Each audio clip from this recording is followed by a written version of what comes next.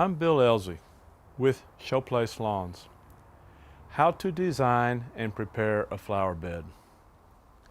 The first thing I would recommend is for you to take notice of your sunlight.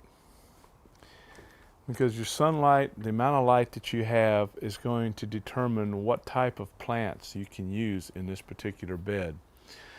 You've got full sun, part shade, or filtered light and shade.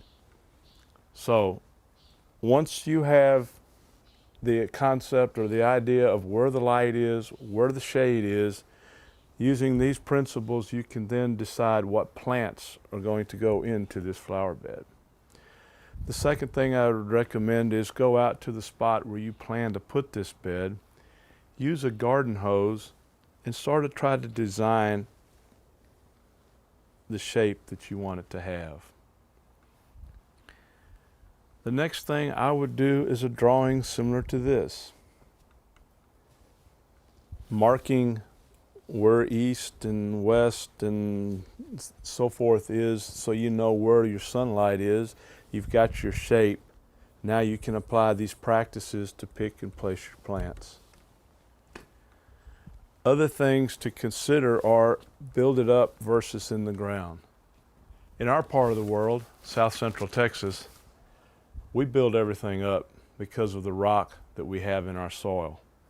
I know in some parts of the country your soil is so fertile and thick you don't need to worry with that, but we always build everything up. The advantage of building it up is you can control the growing medium by bringing in a selected soil that you know is good and it will work. Considering that, you want to consider your soil, obviously. So that will help you determine this.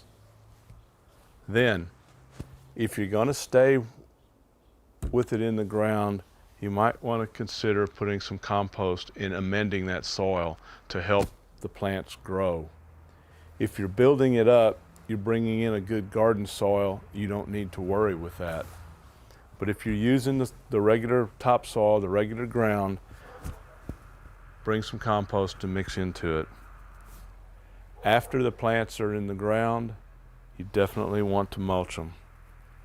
Mulch is going to hold the moisture in the soil for you, keep the soil temperature cooler so the roots will be more active, will help keep the weeds down, also will add an attractive finish to the bed.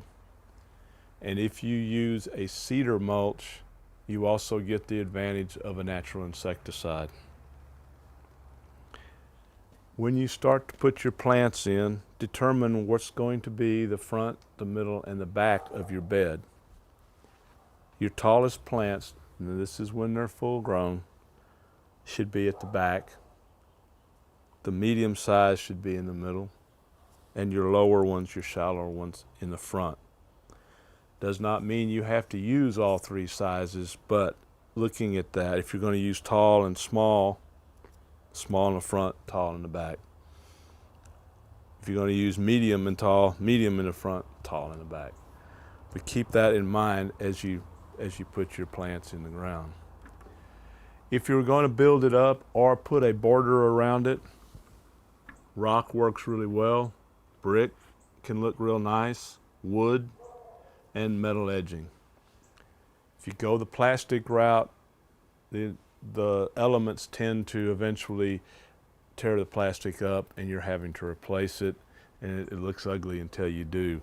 These four things will give you good choices, options for your borders, and especially if you're building it up. One more thing about the size of the bed, don't do a square. Put some character into it. That will help with the plants that you've got by doing irregular shapes or triangles or things of that nature as opposed to just a square. These are some things to consider when planning and designing flower bed.